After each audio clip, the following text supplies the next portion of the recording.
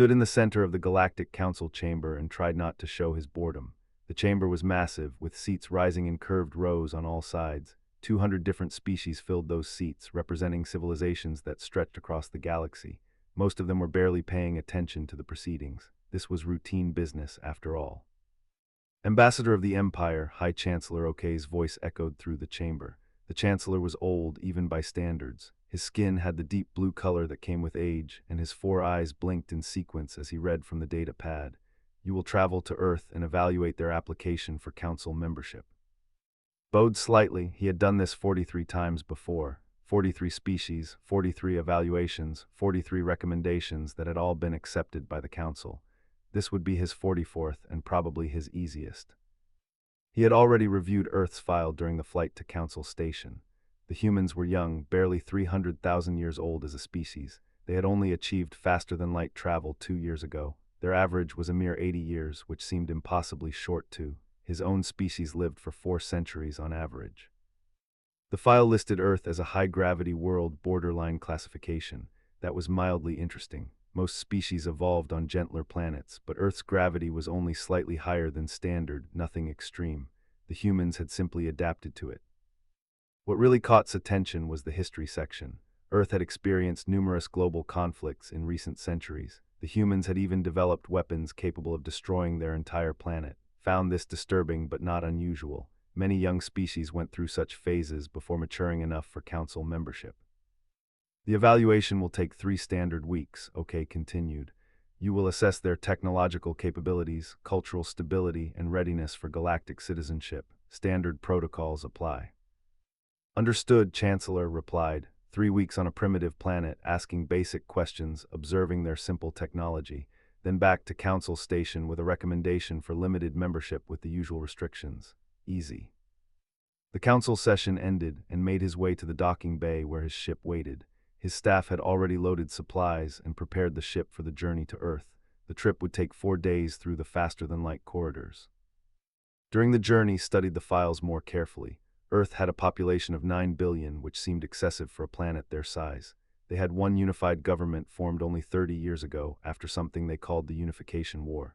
Before that, they had been divided into nearly 200 separate nations, constantly competing and occasionally fighting. Their technology was adequate but unremarkable. They had basic fusion power, primitive artificial intelligence, and crude genetic medicine. Their weapons technology was actually more advanced than their civilian technology, which noted with some concern, but again, this was common for young species.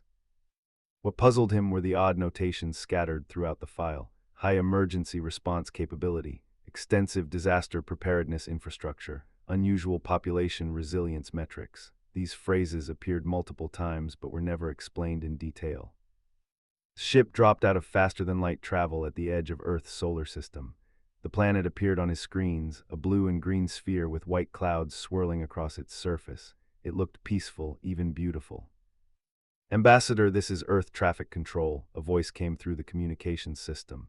The human language was being translated automatically, but could hear the original underneath. It sounded harsh, full of hard consonants. We have you on approach. Please proceed to landing coordinates we're transmitting now. Welcome to Earth. Acknowledged, replied. His ship's computer accepted the coordinates and began the descent. As they dropped through the atmosphere, got his first real look at human civilization. Cities stretched across entire continents, glowing with lights even in daytime. Roads connected everything in complex networks. Ships moved through the oceans below. Aircraft filled the skies in organized streams. It was impressive in its scale, but nothing he hadn't seen before. Every species built cities and roads and vehicles. The humans were simply very numerous, so they built more of everything. His ship landed at a facility in what the humans called New York City. As the landing ramp lowered, took a deep breath and prepared himself for 3 weeks of routine diplomacy. 2 humans waited at the bottom of the ramp. One was a woman in a military uniform, standing straight with her hands clasped behind her back. The other was a man in civilian clothes, though something about his posture suggested military training as well. Ambassador, the woman said, extending her hand in the human greeting gesture, had studied this. He was supposed to grasp her hand and shake it gently. I'm Lieutenant Karen Stone, your liaison officer during your stay. This is Price, civilian consultant. Shook both their hands. Karen's grip was firm, even firmer. "Thank you for receiving me," said in their language. He had downloaded the human language database during the trip. "I look forward to learning about your world." "We've prepared a full itinerary for you," Karen said as they walked toward a waiting vehicle. "Government facilities, research centers, military installations, hospitals, schools, whatever you need to see for your evaluation." "That sounds comprehensive," replied, climbing into the vehicle. It was larger than necessary, probably built for humans who were taller than him. The seats were comfortable enough. As they drove into the city, looked out the windows with mild interest. New York City was huge, with buildings reaching into the sky. Humans crowded the streets, moving quickly, purposefully. Everyone seemed to be in a hurry. "Earth has 9 billion people," said, noticing tension. "We're a bit crowded compared to most worlds, I imagine." "It is a high population density," agreed diplomatically. In truth, he found it slightly overwhelming. His had only 2 billion spread across a larger surface area. They took him to his quarters in a building reserved for diplomatic visitors. The rooms were spacious and had been modified for his biology. The air mixture was correct, the temperature comfortable, the furniture sized appropriately. The humans had done their research. "We'll let you rest from your journey," Karen said. "Tomorrow we'll begin the formal evaluation tour. Is there anything you need right now?" "No, this is adequate, thank you." After they left, stood at the window and looked out over the city. The sun was setting, painting the sky in shades of orange and red. As darkness fell, the city lights came on, millions of them, stretching to the horizon. He noticed something odd. Even though it was evening, construction work continued on a building across the street. Humans in safety gear worked under bright lights, welding metal and moving materials. On the street below, other humans jogged past in athletic clothing, running voluntarily. In the distance, he could hear the sounds of the city, a constant hum of activity that never seemed to stop. Felt the first stirring of curiosity. Most species rested at night. Their cities grew quiet, but Earth seemed to operate continuously, day and night. The next morning, Karen arrived early. They took him to a memorial park near the diplomatic building. Assumed this was a cultural introduction, showing him something important to human history. The memorial was a long wall made of black stone. Names were carved into it, thousands upon thousands of names arranged in neat columns. Humans walked slowly along the wall, some touching names gently, others just standing and looking. "What is this?" asked. "Memorial for the 2087 outbreak," Karen said quietly. "We lost a lot of people that year." Looked at the names more carefully. There were so many. How many? 2 million in the initial outbreak, another 3 million in the following months. Karen's voice was steady, matter of fact. "It was bad, but we recovered." 5 million dead, felt a chill. That would have been a civilization-ending disaster for most species. The humans talked about it like it was simply a difficult period they had survived. "I'm sorry for your loss," said, because it seemed appropriate. "It was a long time ago," said. "Most of the people who lived through it are gone now, but we remember, we always remember." They walked back to the vehicle and glanced back at the memorial wall. The humans were still walking along it, still touching names, still remembering their 5 million dead. Something about that bothered him, though he couldn't say exactly what. The humans seemed so casual about a disaster that should have broken their civilization. They had built a memorial and moved on. As they drove toward the first scheduled facility visit, found himself wondering what other disasters the humans considered normal, and whether 3 weeks would be enough time to understand these strange, resilient creatures who lived such short lives in such a crowded, dangerous world. The first week of the evaluation proceeded according to schedule. Visited government buildings where human officials explained their political system. He toured research facilities where scientists showed him their work in medicine, energy, and materials science. Everything seemed normal, even mundane. The humans were competent but not exceptional. Their technology worked but wasn't impressive. This was exactly what I'd expected. But small things kept bothering him, details that didn't fit. On the third day, Karen took him to the Space Defense Network headquarters. Commander Lisa Martinez met them at the entrance, a tall woman with short dark hair and eyes that seemed to miss nothing. "Welcome, Ambassador," she said, shaking his hand with the same firm grip all humans seem to have. "I understand you want to see our defense capabilities." "Yes," replied, "it's standard procedure for the evaluation." Martinez led them through the facility. The control center was impressive in its size, with dozens of humans monitoring screens that tracked every object near Earth. Satellites, space stations, ships, even small debris. Everything was cataloged and watched. We maintain constant surveillance of near-Earth space, Martinez explained. Nothing gets close without us knowing about it. Very thorough, said. Most species had similar systems, though perhaps not quite as extensive. Martinez showed him the weapon systems next: orbital defense platforms, ground-based missiles, energy weapons. The technology was adequate, roughly equivalent to what other young species developed, made notes on his data pad. Then Martinez took him to the training facilities, and that's where things got strange. Soldiers were running through exercises that seemed unnecessarily harsh. They crawled through mud under nets while explosions went off around them. They practiced hand-to-hand combat with brutal efficiency. They disassembled and reassembled weapons while blindfolded. But what really caught attention was a group working on what Martinez called survival training. They were learning to make weapons from ordinary objects. A chair leg became a club, a piece of glass became a knife, wire became a garrote. Why do they need to know this? Asked. Your soldiers have advanced weapons.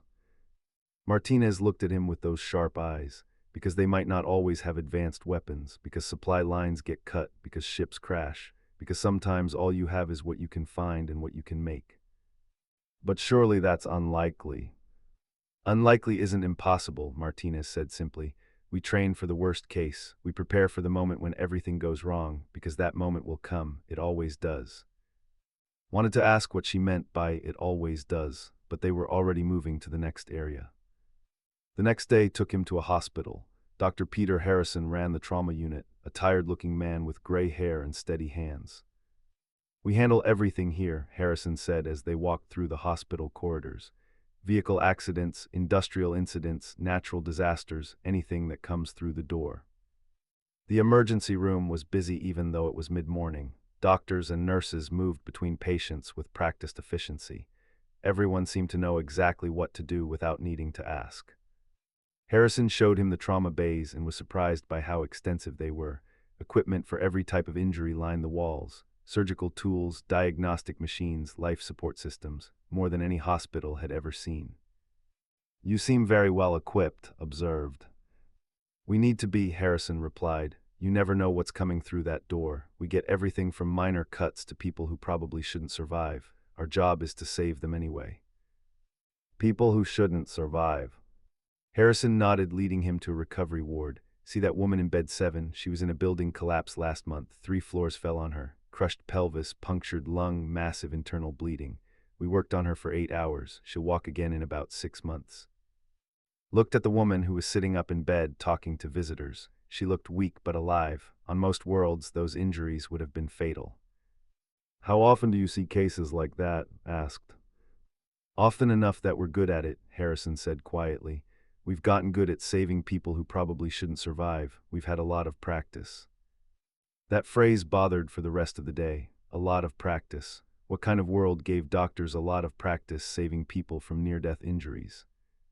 The following day was dedicated to academic institutions. Karen took him to Columbia University, where Professor Helen Wright taught history. She had arranged to give a special lecture for benefit, covering human development over the last 1,000 years. The lecture hall was small, with about 50 human students in attendance. They watched with open curiosity as he took a seat in the front row. Professor Wright was an older woman with white hair and a calm, measured way of speaking. She began with images of Earth from 1,000 years ago, showing primitive cities and simple technology. Then she walked through human history, century by century, and began to feel deeply uncomfortable. The world wars, conflicts that killed millions. Wright showed images of destroyed cities, of refugees, of mass graves. The students watched quietly, their faces serious but not shocked. They had seen this before. The Cold War, 2 massive powers armed with nuclear weapons, ready to destroy the entire planet, decades of tension that could have ended everything. Wright explained it matter-of-factly, like describing the weather. The climate crisis, rising temperatures, failing crops, floods and droughts, millions displaced, entire regions becoming uninhabitable. The humans had caused it themselves through carelessness, then spent generations fixing it. The pandemic years, multiple disease outbreaks that killed hundreds of millions. Wright showed graphs of death tolls that made feel sick. The resource wars, conflicts over water and rare materials. More millions dead, more cities destroyed. Finally, the unification. a last global conflict that killed 20 million people before the humans decided they had had enough of killing each other. Each catastrophe should have ended the species. None did. Wright showed images of cities rebuilt 3, 4, sometimes 5 times, the same locations destroyed and reconstructed over and over. New York had been partially destroyed twice, Tokyo 3 times, Delhi 4 times. "We've practiced resurrection," Professor Wright said quietly, showing an image of a city rising from ruins. "Every generation has had to rebuild something. Every generation has inherited a world damaged by the one before and made it better. We're good at starting over because we've done it so many times." After the lecture sat in silence while the students filed out. Karen waited patiently near the door. "That was a lot of destruction," finally said. "Yes," Karen agreed, "we're not proud of it, but we can't forget it either. Understanding where we came from helps us avoid going back there." "Most species would have gone extinct," said. "Any one of those events would have ended civilization on most worlds." Karen looked at him steadily. "But we're not most species, we're humans, we survived." That evening, Karen took him to dinner at a restaurant overlooking the city. The food was interesting, more heavily spiced than preferred, but not unpleasant. They made small talk about Earth culture, human art, the cities he should visit if he had time. Then started telling a story about his grandmother. "She grew up during the pandemic years," said, cutting his food. "Lost her parents when she was 12, raised her younger brothers herself. Then the resource wars started when she was 30. Her city got hit hard, she survived that too. Then when she was 70, there was a massive earthquake, building she was in collapsed. She was trapped for 3 days before rescue teams found her." "That's terrible," said, genuinely horrified. "She lived to 94, continued, healthy almost to the end. Used to say that humans don't know how to quit, even when we probably should." Set down his eating utensil. Was she unusual? Was her experience rare?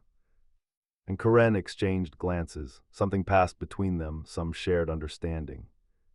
"No," Karen said slowly, "that's pretty standard. Most people in that generation lived through at least 2 major disasters, some 3 or 4, they just dealt with it and moved on. What else could they do?" "What else could they do?" repeated. The phrase felt important somehow. They could have given up, they could have accepted defeat. "That's not really in our nature," said with a slight smile. "We're stubborn, always have been. Earth tried to kill us for 300,000 years and never quite managed it. We learned to be hard to kill." Looked out the window at the city lights spreading to the horizon. 9 billion humans down there, all descendants of survivors. People whose grandparents had lived through multiple apocalypses and considered it normal. He was starting to realize that this evaluation might not be as simple as he had thought. The humans weren't just a young species with crude technology. They were something else, something he didn't quite understand yet. Something that made him uneasy in a way he couldn't name. "Tomorrow," Karen said, interrupting his thoughts, "we're visiting a disaster response training center. I think you'll find it interesting." Nodded, but his mind was elsewhere. He was thinking about memorial walls with millions of names, about doctors who practiced saving people who shouldn't survive, about cities rebuilt over and over, about a grandmother who survived 3 apocalypses and lived to 94. He was thinking about Professor Wright's words, "We've practiced resurrection." And he was beginning to wonder what kind of species practices resurrection, what kind of world requires it, couldn't sleep. He lay in his quarters staring at the ceiling while the sounds of New York City filtered through the windows. Even at 3 in the morning he could hear traffic, sirens, construction work. The city never stopped, never rested, neither did his thoughts. After 2 weeks on Earth, he should have been close to finishing his evaluation. He had seen their government, their military, their technology, their culture. Everything should have been clear by now, but instead he felt more confused than when he arrived. The humans kept saying things that sounded normal but felt wrong. "We're prepared for that. We've dealt with worse. We don't give up." Casual statements that hinted at something deeper, something was only beginning to grasp. He decided to deviate from the schedule. The next morning, when Karen arrived to take him to another government facility, made a request. "I want to see things not on the official tour," he said. "I want to see the parts of Earth you haven't shown me." Karen frowned slightly. "The tour is comprehensive, Ambassador. We've tried to show you everything relevant to the evaluation." "Yes, but it's too organized, too prepared. I want to see the unexpected, the unplanned," met her eyes. "I want to understand what makes humans the way you are." Karen studied him for a long moment. Then she pulled out her communication device and made a call. She spoke quietly, then listened, then nodded. All right, she said, putting the device away, but some of what I show you might be difficult to see. I've conducted 43 evaluations, replied. I've seen difficult things before. Karen's expression suggested she doubted that, but she didn't argue. Instead, she took him to a hospital, not the impressive trauma center he'd visited before, but a smaller facility specializing in pediatrics. A children's hospital. Dr. Susan Clark met them at the entrance. She was younger than Dr. Harrison, with kind eyes that looked very tired. I understand you want to see how we treat our young, she said, shaking his hand. I'll show you, but you need to understand something first. What you're going to see is hard, even for us, and we do this every day. She led them through corridors decorated with bright colors and cheerful images, trying to make the hospital less frightening for children. They passed playrooms where young humans played with toys under the supervision of adults. Everything seemed normal. Then Dr. Clark took them to the oncology ward. These children have cancer, she explained quietly. Their own bodies are trying to kill them. We fight to stop it. They walked past rooms where small humans lay in beds surrounded by medical equipment. Some had lost their hair from treatment, some looked terribly thin, but they were still alive, still conscious. Some were even smiling. In one room, a girl who looked about 10 years old was drawing pictures while her mother sat beside the bed. The mother looked like she hadn't slept properly in weeks, but she was smiling, talking to her daughter, being strong. That's Amy, Dr. Clark said softly. She's been fighting leukemia for 2 years. Odds aren't good. Maybe 30% chance she survives, but we're trying everything we can. So is she, so is her family. Felt something crack inside him. 30% is very low. Yes, but it's not zero. Dr. Clark looked at the girl and her mother. We don't give up on them, ever. As long as there's a chance, we fight. And sometimes, when there isn't a chance, we fight anyway because that's what they deserve. They continued through the ward, more children, more families, more tired but determined doctors and nurses, everyone fighting against terrible odds, everyone refusing to surrender. Then alarms started blaring. Medical staff ran past them toward one of the rooms. Dr. Clark's expression changed instantly from tour guide to emergency doctor. Wait here, she said, and ran after them. Through the open door could see a child in the bed, maybe 6 years old, surrounded by frantically working medical staff. Monitors showed failing vital signs. Someone shouted orders. Hands moved quickly, precisely. More equipment was brought in. Watched for 6 hours, he couldn't look away. The medical team worked without stopping, trying everything they knew to save that child's life. They should have given up after the first hour. The odds were impossible, but they kept trying. The child survived. When Dr. Clark finally came out, her scrubs were stained and her hands were shaking from exhaustion, but she smiled. He's stable, he'll make it, she looked at with those kind, tired eyes. This is what we do, we fight for them. Every single one of them matters. We don't give up on them, ever. Left the hospital in silence. His hands were shaking. He had seen wounded soldiers before, seen casualties from accidents and disasters, but this was different. These were children, and the humans fought for them with a determination that seemed almost desperate. Karen gave him the rest of the day to process what he'd seen.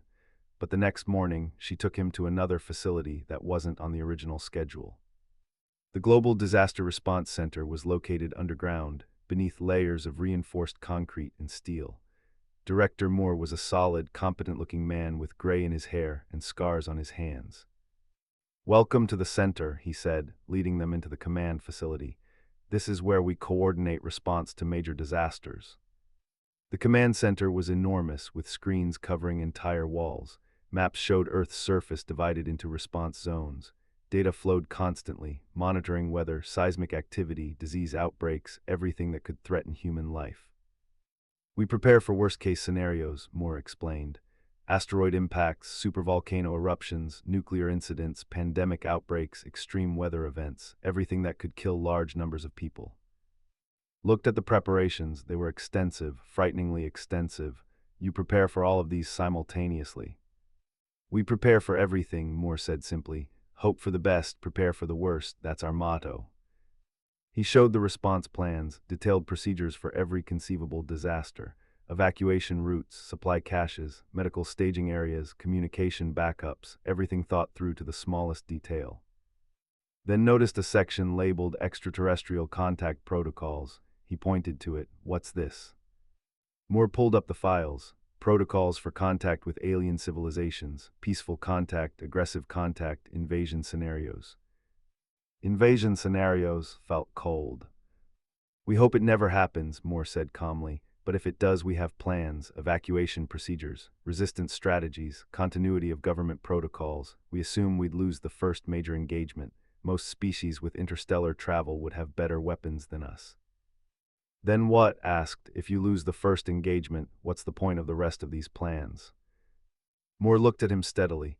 Then we make sure there isn't a second engagement. We learn, we adapt, we find weaknesses. We use everything we have and everything we can make. We fight with whatever works, and we don't stop until either we win or we're all dead. The absolute certainty in his voice made skin crawl. Moore wasn't boasting. He was stating a simple fact. If Earth was invaded, the humans would fight until they won or died. No middle ground, no surrender. That evening, Karen took him to a memorial service. Not the wall for the 2087 outbreak, but a ceremony for the collapse of 2091. 50,000 people had died in coordinated terrorist attacks across multiple cities. Expected anger, hatred, calls for revenge. Instead, he saw grief transformed into something else, something stronger. Speakers talked about rebuilding, about refusing to let fear win, about protecting future generations so they wouldn't have to experience such horror. The theme wasn't revenge, it was determination. A woman named Murphy spoke. She had lost her husband and 3 children in the attacks, expected her to be broken, destroyed by such loss, but she stood at the podium with her head high. They tried to break us, she said, her voice steady. They tried to make us afraid, they tried to destroy our way of life, but they failed because we're still here, we're still building, we're still loving our families and living our lives. They took my family from me and I will never stop grieving for them, but I won't let that grief turn me into something they wanted. I won't let fear win. She talked about joining the emergency response service after the attacks, about learning to save lives because she couldn't save her own family, about choosing to create instead of destroy. This is what humans do, she said. When you knock us down, we get back up. When you break us, we heal stronger. When you try to destroy us, we rebuild better. We've been doing it for thousands of years. We'll keep doing it for thousands more. The crowd applauded, not with wild enthusiasm, but with solid, steady agreement. They believed her because it was true. It was their history, their identity, their nature. Went back to his quarters that night and couldn't sleep again. His mind kept replaying everything he'd seen. The children's hospital, the disaster response center, Murphy's speech. He got up and went to his data terminal. He accessed Earth's historical database. He needed to understand. He started watching footage from Earth's disasters, the wars, the pandemics, the natural catastrophes, hours of recordings showing humanity at its worst moments. But what struck him wasn't the destruction, it was what came after. People running toward danger to help others, rescue workers digging through rubble for days looking for survivors, strangers forming human chains to save drowning people, civilians fighting fires with whatever they had, communities sharing food when there wasn't enough, doctors working until they collapsed from exhaustion. And always, always the rebuilding, the refusal to give up, the determination to keep going.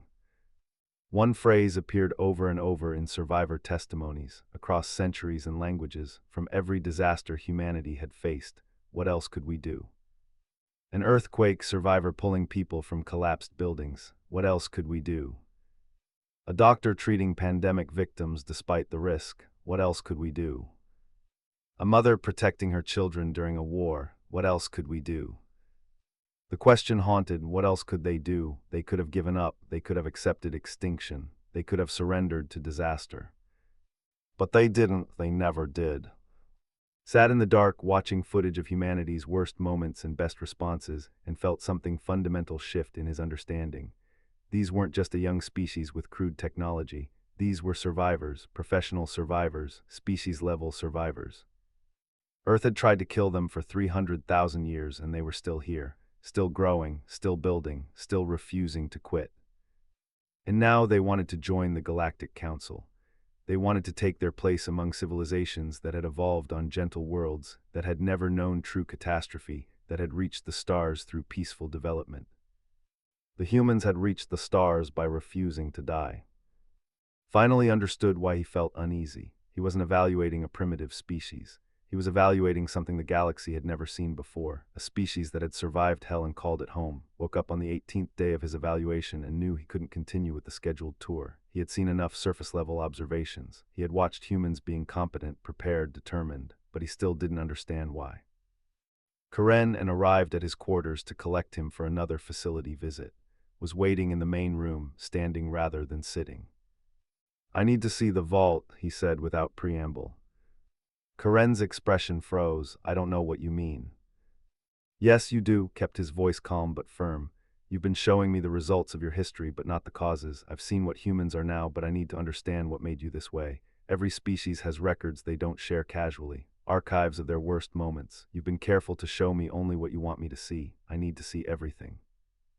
And Karen exchanged glances. Karen shook her head slightly, seemed to consider for a moment, then spoke. "The vault isn't on the approved tour list for a reason, Ambassador. It contains complete historical records, unedited, uncensored, everything we did, good and bad. Most of it is very bad. We don't show it to visitors because," he paused, searching for words, "because it's who we were, not who we are now. We're not proud of it." "I understand," said, "but I can't complete my evaluation without understanding your history completely. You've shown me that humans are survivors. I need to know what you survived and what you did to survive. I need to see the vault." Karen started to protest but raised a hand. "He has a point. He's evaluating us for council membership. He has the right to know what he's evaluating. Besides, he's already figured most of it out. He just doesn't believe it yet." Karen looked unhappy but nodded slowly. "I'll need to get clearance from Director Foster." An hour later, they were in a transport heading to the United World Government Complex. The building was massive, housing the administrative center of Earth's unified government, but they didn't go to the public areas. Instead, they descended. Down several levels underground, past multiple security checkpoints, through corridors that got progressively older and more heavily reinforced. Finally, they reached a vault door that looked like it could withstand anything short of a nuclear blast. Director of Galactic Relations Foster was waiting there. He was an older man with white hair and eyes that had seen too much.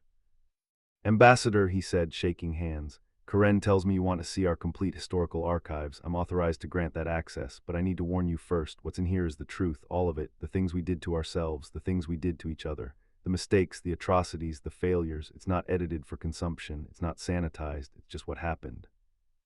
"I understand," replied. Foster nodded and pressed his hand to a security scanner. The vault door unlocked with a heavy sound and swung open. Inside was a large room filled with data terminals and storage systems. "Everything is indexed and searchable," Foster explained. "Audio, video, documents, personal testimonies. 300,000 years of human history, but most of the detailed records are from the last few centuries when we had better recording technology. Take as much time as you need, Karen, and we'll stay with you if you have questions." Foster left, sat down at a terminal, and began to search. He spent 3 days in the vault, 3 days that broke something fundamental in his understanding of sentient life. He watched the wars first, not the sanitized versions from history books, but the actual footage, humans killing humans with terrible efficiency.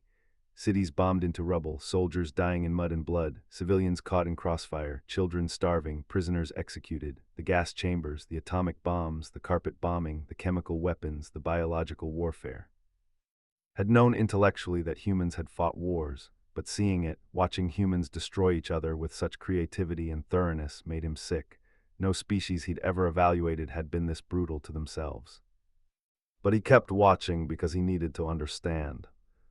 He saw the genocides, groups of humans trying to eliminate other groups for reasons that seemed insane. Race, religion, politics, nationality. Humans killing humans because they were different, because they were competition, because they were there. Millions dead, tens of millions, entire cultures destroyed. He saw the environmental destruction. Humans poisoning their own planet for profit, oceans filled with plastic, forests cut down, species driven to extinction, the atmosphere itself damaged. They had nearly made their own world uninhabitable. He saw the pandemic footage, hospitals overwhelmed, bodies in the streets, mass graves, societies breaking down under the strain. The 1918 flu, the COVID waves, the engineered plagues of the 2070s, hundreds of millions dead from diseases, some natural, some created in laboratories by humans themselves. But then he started seeing something else, something that emerged from all the horror. He saw the choices. Individual humans who refused orders to commit atrocities, soldiers who hid refugees instead of killing them, scientists who destroyed their own weapons research, who spoke truth knowing they would be punished, people who said no. He saw the rebuilding. After every war, survivors choosing to try again, treaties signed, alliances formed, enemies becoming partners, the European Union emerging from the ashes of two world wars, the Asian cooperation forming after the resource wars, the united world government rising from the unification conflict. Every time civilization collapsed, humans built it back better. He saw the protection. Humans throwing themselves between danger and the innocent, parents shielding children with their own bodies, teachers staying with students during disasters, soldiers holding defensive lines so civilians could evacuate, doctors refusing to abandon patients even when it meant their own death, strangers helping strangers for no reason except that help was needed. He saw the learning. After the nuclear weapons, the test ban treaties. After the genocides, the human rights conventions. After the environmental damage, the planetary protection laws. After each plague, better disease protocols. After every mistake, changes made to prevent it happening again.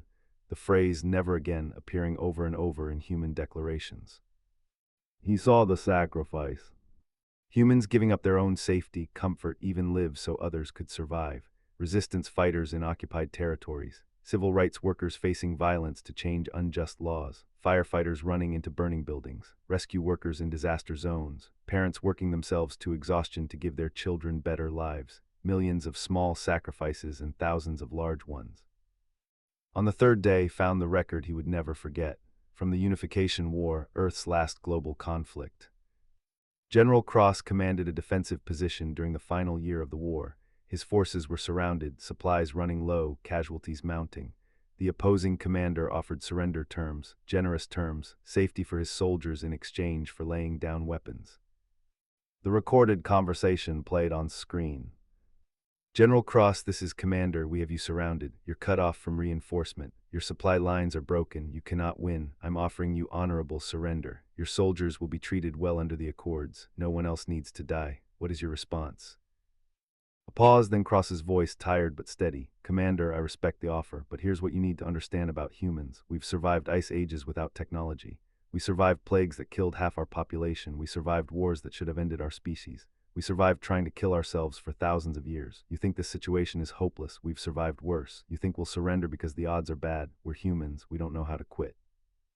We only know how to survive and protect what matters. So no, we don't surrender. We fight until we win or until we're all dead. That's what we do. That's what we've always done. Another pause, then Commander's voice quieter. That's what I was afraid you'd say. Very well, General. I'll see you on the battlefield. But the war didn't continue. That conversation was recorded and transmitted. It spread through both sides of the conflict. Within 72 hours, both commanders were meeting for peace negotiations. Not because either side surrendered, but because both sides realized that continued fighting would destroy everything worth fighting for. They chose survival and cooperation over mutual destruction. The war ended, the united world government was formed. Humanity finally unified not through conquest, but through the shared understanding that they were better together than fighting each other. Played the recording 3 times, Cross's words echoed in his mind. We're humans, we don't know how to quit. He emerged from the vault on the evening of the 3rd day. Karen and were waiting in a conference room nearby. Foster joined them. Sat down heavily, his legs felt weak. He had barely slept or eaten for 3 days, too absorbed in what he was seeing. His hands trembled slightly. You're all survivors, he said, his voice rough from disuse. Every single one of you. You're the descendants of people who survived for 300,000 years. You survived ice ages without proper tools. You survived predators that should have eaten you. You survived diseases that killed half your populations. You survived famines and droughts and floods and volcanoes. And when the planet couldn't kill you anymore, you started trying to kill yourselves. And you survived that too. Foster nodded slowly. Yes, that's what we've been trying to tell the council, but we weren't sure how to explain it. We're not applying for membership because we're strong or advanced. We're applying because we survived long enough to reach the stars. We want to join you. We want to be part of the galactic community, but you need to understand what you're accepting. What am I accepting? Asked. A species that survived hell, Foster said quietly. A species that's been broken so many times that we don't fear breaking anymore. A species that looks at impossible odds and says, we've seen worse. A species that refuses to surrender even when surrender is the logical choice. Thought about everything he'd seen: the children's hospital, the disaster response center, Murphy speaking at the memorial, Dr. Clark fighting for 6 hours to save a child, Commander Martinez training soldiers for worst-case scenarios, Professor Wright showing cities rebuilt 4 times, grandmother surviving 3 apocalypses. "You're dangerous," said, "not because you're aggressive, but because you're unkillable, because you don't quit, because you've practiced survival at a level no other species has experienced." "Yes," Karen said, "we are dangerous, but not to you, not to anyone who doesn't threaten us or the people we protect. We've learned from our mistakes. We've chosen cooperation over conflict, but if something threatens us or the innocent, we will fight, and we will not stop fighting until either we win or we're dead. That's our nature. That's what Earth made us." Looked at the 3 humans sitting across from him. They looked ordinary, weak even compared to some species, short-lived, physically unimpressive, but now he saw what was underneath: steel forged in a crucible that ran for 300,000 years. "How do I explain this to the council?" he asked. "How do I tell them what you are?"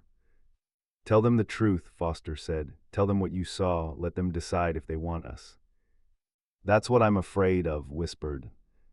Because he knew now that accepting humanity into the Galactic Council would change everything.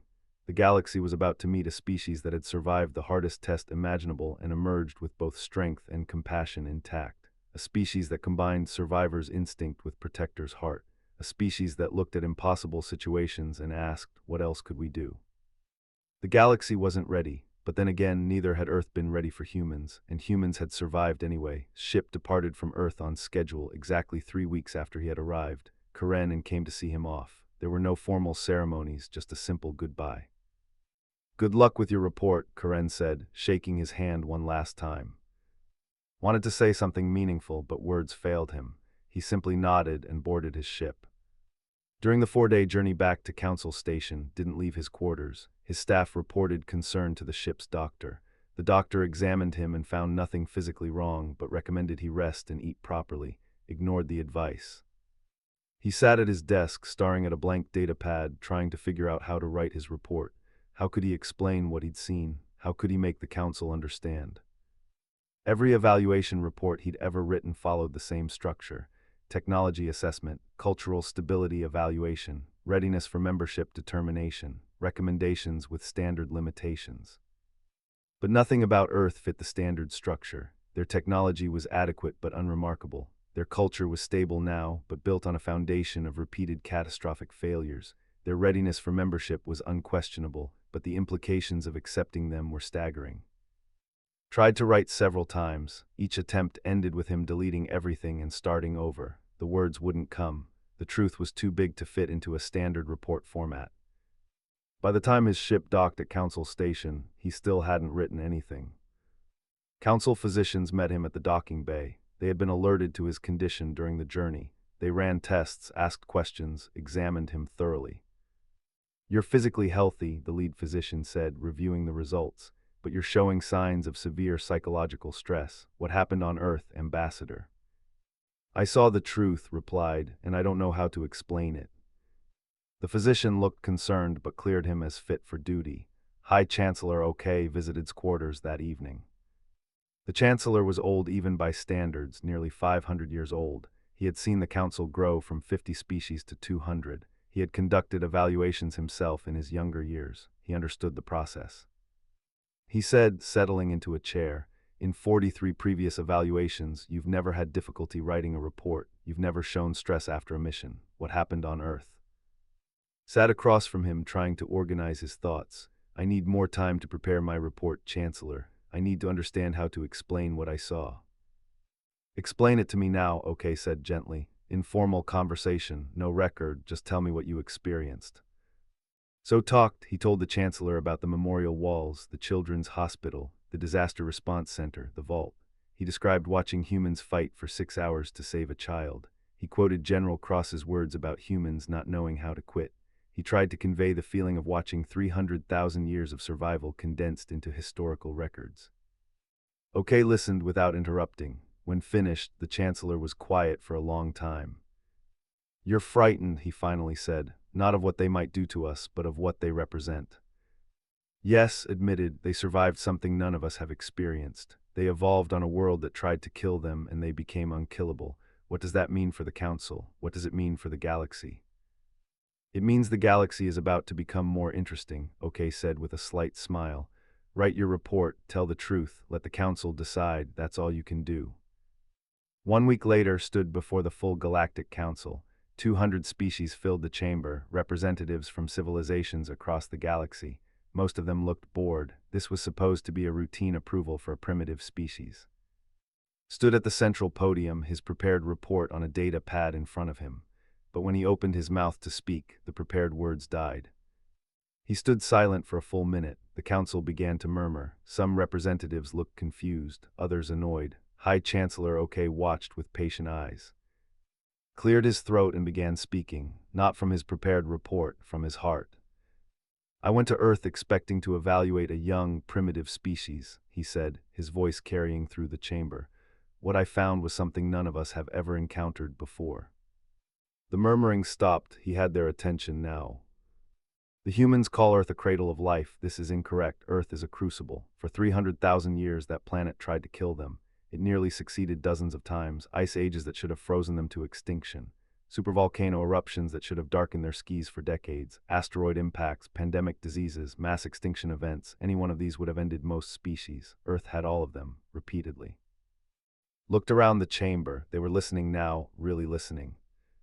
But humans didn't die, they survived. They developed technology to survive the cold. They developed medicine to survive disease. They developed agriculture to survive famine. They developed cooperation to survive predators. And when the planet couldn't kill them anymore, they started trying to kill themselves.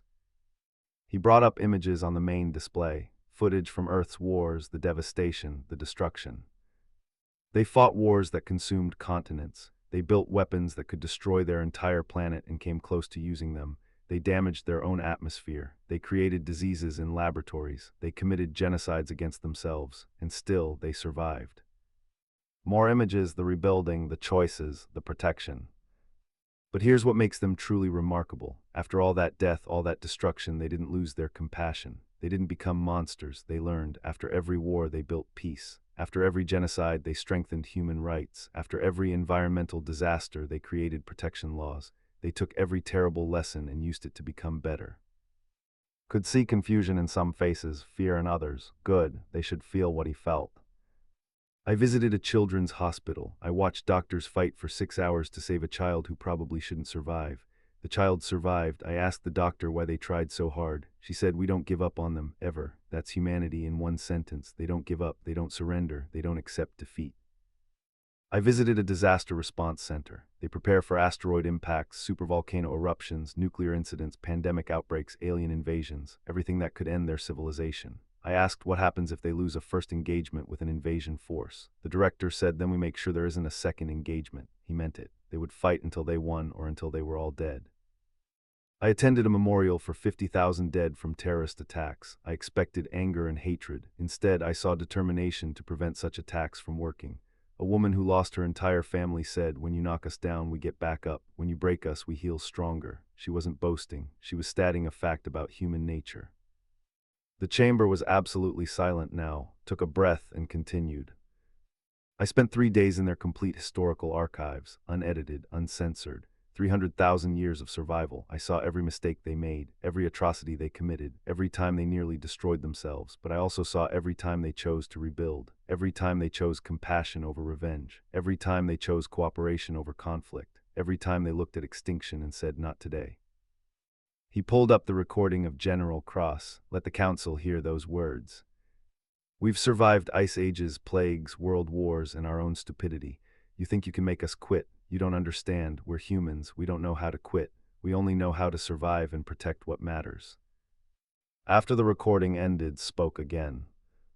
"This is what we're voting to accept into the council. Not a primitive species, not a young civilization, but the ultimate survivors. A species forged in a crucible that ran for 300,000 years. A species that combined survivor's instinct with protector's heart. A species that looks at impossible odds and asks, what else could we do? We evolved on gentle worlds," continued. "We developed civilization in peace. Our wars were philosophical debates with casualties. Our disasters were manageable challenges. We reached the stars through cooperation and reason. We think we understand what it takes to survive because we've never been truly tested." Humans reached the stars by refusing to die. They reached the stars because Earth tried to kill them and failed. They reached the stars because they survived themselves, and now they want to join us. He looked directly at High Chancellor OK. Earth's application for membership should be approved, but not for the reasons they submitted in their application. They claim sufficient technological advancement. They claim peaceful intent. They claim willingness to cooperate, all true, but those aren't the real reasons we should accept them. Straightened, his voice strong. We should accept them because if we don't, and something threatens the Council in the future, we'll wish we had. Humans are what you get when it spends 300,000 years trying to create the perfect survivor. They're what happens when evolution runs a stress test on sentience and the sentience wins. They're the species that looked at extinction and said, try harder. I recommend full membership with immediate acceptance, and I recommend we never, ever make them feel threatened, not because they're aggressive, not because they're violent, but because they're survivors, and survivors do whatever it takes to protect what matters to them. We want them as friends, we want them as allies, we don't want to find out what they become as enemies. Paused, then added his final thought. In all my evaluations across all species I've studied, I've never been frightened before, not of violence or weapons or aggression, but I'm frightened now. Not because humans are monsters, but because they're unkillable and they maintain their compassion anyway. They're the deadliest thing we've encountered because they combine survivor's instinct with protector's heart. If catastrophe comes, you want humans on your side. They know what to do. They've been practicing for 300,000 years. He stepped back from the podium. The chamber remained silent for a long moment. Then the debate began. For 3 days, the council argued. Some representatives saw humans as dangerous and unpredictable. Others saw them as exactly what the council needed. Some feared their capacity for survival would make them aggressive. Others argued that their history of choosing cooperation after conflict showed they had learned from their mistakes. Attended every session but didn't speak again. He had said everything he needed to say. Now it was up to the council. On the 4th day, High Chancellor OK called for a vote. The result was unanimous, full membership, immediate acceptance. But OK added something unusual to the record, a special notation that had never been used before in council history. Species classification, persistent survivor. Note to future council sessions, exercise appropriate respect. This species has survived conditions no other member species has experienced. Their determination is absolute. Their capacity for adaptation is unmatched. Their compassion despite hardship is remarkable. If crisis comes, look to humanity. They have practiced survival longer than most species have existed. After the vote, returned to his quarters and finally wrote his personal message to Earth. He sent it directly to Karen Stone. You asked me to tell them the truth. I did. They accepted you. But I need you to understand something. You terrify us. Not because you're violent, not because you're aggressive, but because you don't quit. In all the galaxy, across thousands of species and millions of years, we've never met anyone who survived what you survived and kept their compassion intact. You're the deadliest thing we've encountered because you refuse to surrender and you refuse to become monsters. Don't lose that combination. The galaxy needs it more than you know. Welcome to the council. Try not to save us too efficiently when the time comes. It might frighten everyone else. The response came 2 days later. From Karen, brief and simple. We'll do our best. Thank you for seeing us clearly. We'll try to live up to what you said about us. Stood in the observation deck of Council Station, looking at Earth's star in the distance. An aide approached him. Ambassador, do you regret going to Earth?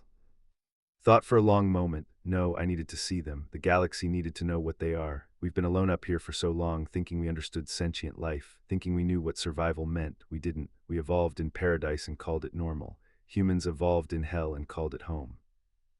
What happens now? The aide asked. Now, smiled for the first time since before his journey. Now we see what happens when a survivor species finally stops just surviving and starts thriving. Now we see what humans do when they're not fighting for their lives anymore. Now we see what they become when they have friends instead of just fellow survivors. The aide looked worried. Should I be concerned? Maybe, said, but not the way you think. I'm not worried about what they'll do to us. I'm excited about what they'll do for us. When something tries to destroy the council, when catastrophe comes for our peaceful civilizations that never learned to fight extinction, humans will stand up and say, we've seen worse. And they'll be right. They will have seen worse, and they'll know exactly what to do. He turned away from the window and headed back to his quarters. He had reports to file, recommendations to formalize, meetings to attend. But first, he added one final note to humanity's permanent council record, a note that would remain for as long as the council existed, that every future session would see when they discussed humanity. They survived their own world, they survived themselves, they survived hell and chose to stay kind. If catastrophe comes, stand behind the humans, they know what to do. They've been practicing for 300,000 years, they don't know how to quit, they only know how to survive and protect what matters, and now we matter to them. Welcome to the Council, humanity. May you never need to show us what you're truly capable of, but if that day comes, may we be wise enough to follow your lead. Submitted the note and closed his data pad. His evaluation was complete. Humanity was accepted. The galaxy would never be the same. And somewhere on Earth, in a small apartment in New York City, Karen Stone read's message one more time and smiled. She called. They approved us, she said. Full membership. Full membership, and added something to our permanent record. He called us persistent survivors. He said if catastrophe comes, the Council should stand behind us. Was quiet for a moment, then he laughed, not with humor but with understanding. He's not wrong, but it's strange, isn't it? We spent 300,000 years just trying to survive, and now we're supposed to help 200 other species survive too. What else can we do? Karen asked, echoing the phrase that had haunted.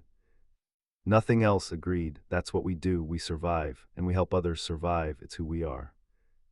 Karen ended the call and looked out her window at the city lights. Somewhere up there, among all those stars, 200 civilizations waited, 200 species that had never faced what humanity faced, 200 gentle societies that had reached the stars through peace. And now they had humans among them, survivors, protectors, people who didn't know how to quit. The galaxy had no idea what was coming. But humanity did. They had been preparing for 300,000 years.